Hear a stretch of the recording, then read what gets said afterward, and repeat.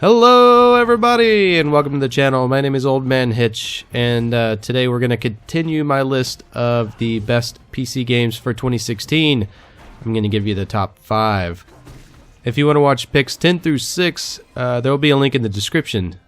First, a little caveat before we begin. If I didn't play it, it's not on the list. There are some highly regarded games that I unfortunately didn't get a chance to play this year, but I'll try and have a summary at the end of the video to throw in some honorable mentions and explain why certain games didn't make it. And with that said, let's get into the list. Coming in at number 5 on Old Man Hitch's favorite games of 2016 is Doom. What? Doom. Doom from Dota 2? Ah, hell yeah! Where did you come from? I'm at your shoulder. You're freaking creepy, Doom. Get lost. Mess with Doom, you get the horns. How about I rip those horns off your head and beat you to death with them? No! So if you haven't guessed by now, number 5 is in fact id Software's Doom. Published by Bethesda and released on May 12th after a shaky multiplayer open beta. I mean, I kind of enjoyed it at the time, the beta, but upon release it wasn't very highly regarded because it lacked features like custom game modes and private matches, and contained rampant hacking and exploiting. More importantly, at least to me, it seemed very disconnected from the single-player campaign, which was getting critical acclaim. In fact, it's literally disconnected. If you want to play the multiplayer mode, the game prompts you to make sure that's what you want to do. Kinda weird, right? But then it reloads the game entirely, and the multiplayer version of the game loads really slow on my system for some reason. I don't know. This is almost entirely due to the fact that id Software didn't even make the multiplayer. It was contracted out to Certain Affinity, who are a small developer group of ex-Bungie employees who have worked on a lot of games including Mafia 3, several different Call of Duties, and as well as the Halo titles. As I mentioned earlier, I didn't personally dislike the Doom multiplayer, it just wasn't my thing, but according to an article on Eurogamer published back in June, about a month after launch, id Software took back control over the multiplayer because they realized so many people were upset. They've already added private matches with custom settings, and a recent update even added bots, which was something in the community had been asking for quite a while. But enough about the multiplayer, really, this is Doom we're talking about. Single-player campaign is where it's at. It's why I bought it, and you should too, if you like intense, heart-pumping demon-slaying action with an old-school FPS experience. The array of weapons is quite nice, the gunplay is good and meaty, and I really enjoyed the stunned killing blow mechanic that'll give you a bit more health and ammo and help you extend a fight that otherwise might have ended in reloading a save. The maps are expansive and require exploration, and have hidden content like collectibles and throwback maps to the original Doom, so you're rewarded for exploring. And you almost have to explore because you will run out of ammo, but don't worry. If you find yourself low in the middle of a massive fight, just whip out the old chainsaw and cut a demon in half, and you'll get more ammo than a Rambo movie. I loved my time with the campaign, and I can't wait to play it again on a higher difficulty. If you're interested in Doom, it retails for $59.99, and it's a bloody good time. At number 4, you have Hitman, developed by IO Interactive and published by Square Enix. For me, it was one of those situations where I didn't realize I would enjoy it as much as I did until I played it, and I kept wanting to make a video for it, but they released it piece by piece in a series for some reason, and it only recently received its final level. But I do recommend it, especially if you've ever enjoyed any of the other games in the series. If you're not a fan or you've never played any of the Hitman games, you might want to check this one out. You play as Agent 47, who happens to be a trained killer, and you work all over the globe doing contracts. They've done an excellent job creating a challenging and rewarding experience with multiple ways to assassinate each target in a large sandbox environment that feels alive. Replayability is huge due not only to the multiple ways in which to complete each mission, but also the different game modes available for each mission, like Escalation, which is redoing the mission with increasingly difficult limitations. There's also a game mode called Elusive Targets, which appear approximately every 2 weeks, and they give you a one-time mission that cannot be attempted twice. You get some nice rewards like special skins for completing them, And lastly, in the contracts mode, the developers or the community make special contracts to upload for others to play. I don't normally enjoy stealth games. I find them overly tedious and uninteresting, especially the ones that discourage any kind of conflict. But luckily, Hitman is not that kind, mainly by allowing you to alter your appearance with different costumes and walk around without having to sneak through the shadows and spend a lot of time waiting for guards to turn around. Combine all of that with the fact that it looks amazing and runs really well. My only real complaint is the menus are a bit confusing. Hitman can be yours for as low as $14.99. That'll give you the prologue and the first mission, and additional content will cost you $4.99 per episode.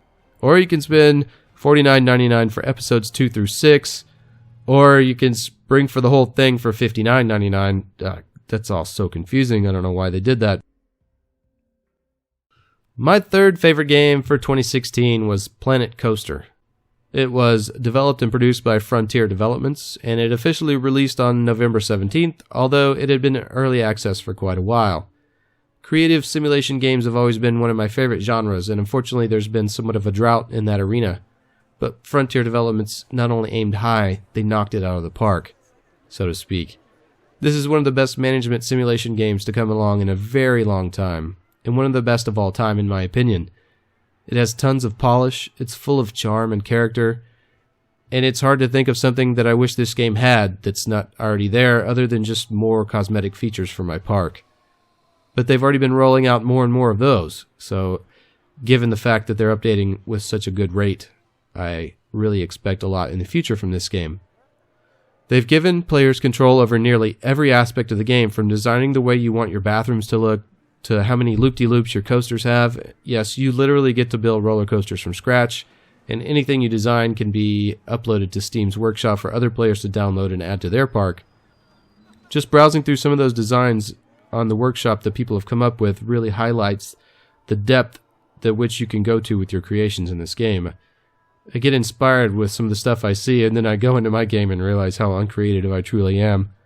But this park I've been showing off here in my video is my Wild West themed park, and I spent close to nearly 70 hours on it so far, and it's nowhere near done, as you can see. I cannot recommend this game enough. Even if it looks remotely interesting to you, get it. It's regularly $49.99, and it's worth it.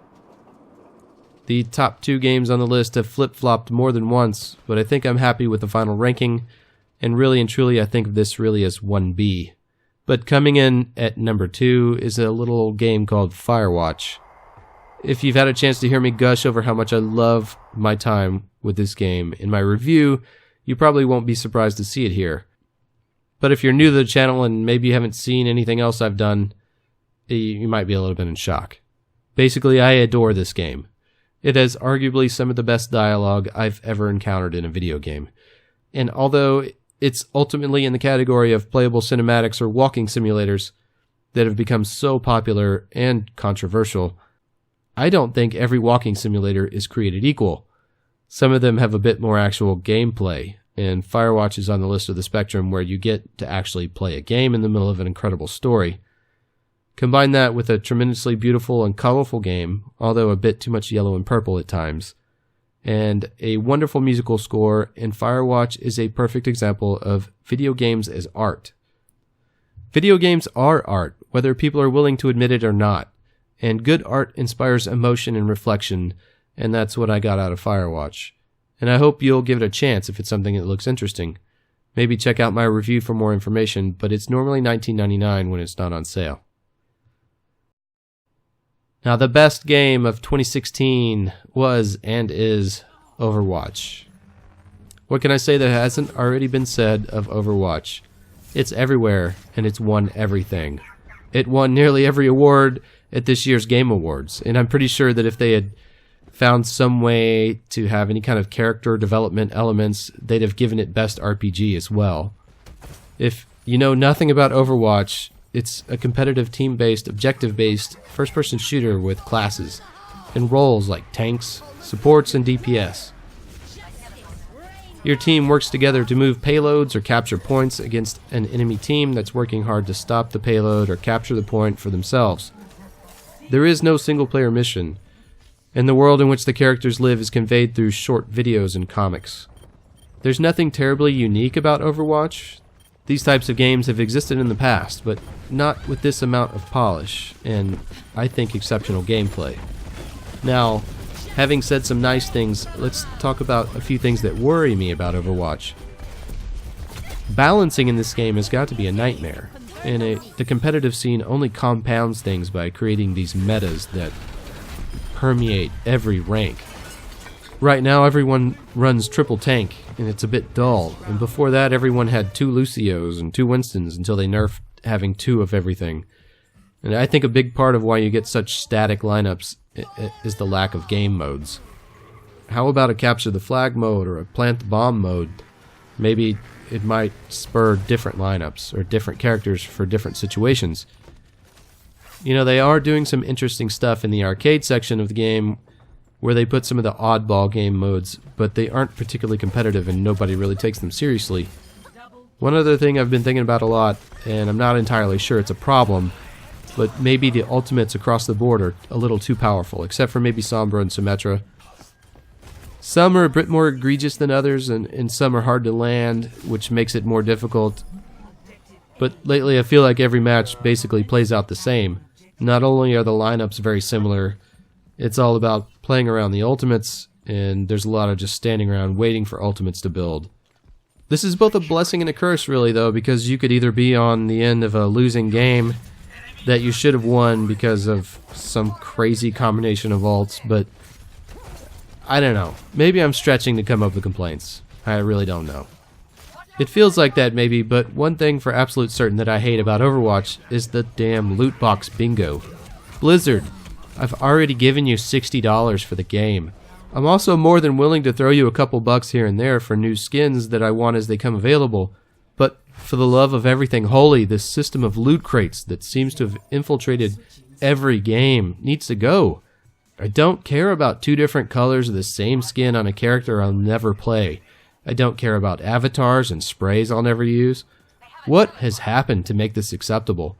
Blizzard, just because Valve does something doesn't mean you should copy it. Seriously, I'm half expecting Blizzard to announce their next big franchise, A Quarter Life. And just to rub it in, they'll start the series at episode 3. Anyways, if you haven't played Overwatch, I highly recommend it. It's truly a blast, especially with friends. Overall, whatever you think of 2016, I hope it was a good one for you personally. One thing I know I can say for sure, it was a great year for video games.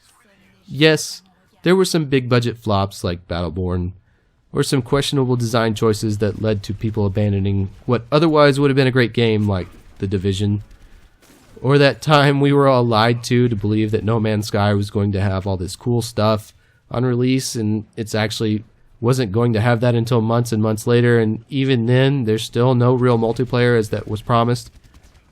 There's also some really great games that I didn't even get to play, like Civilization 6, Dishonored 2, or the Banner Saga 2, and there were way more games that I really enjoyed but I didn't get to put on my list, like Stellaris and Death Road to Canada and XCOM 2.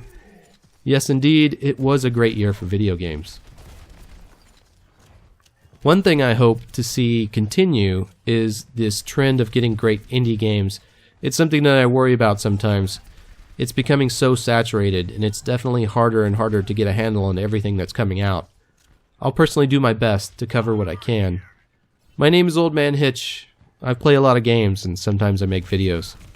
I also stream on Twitch, and you can get updates from me if you follow on Twitter. All those links will be found in the description. I hope you enjoyed the video. Please like and subscribe, and I hope I see you next time.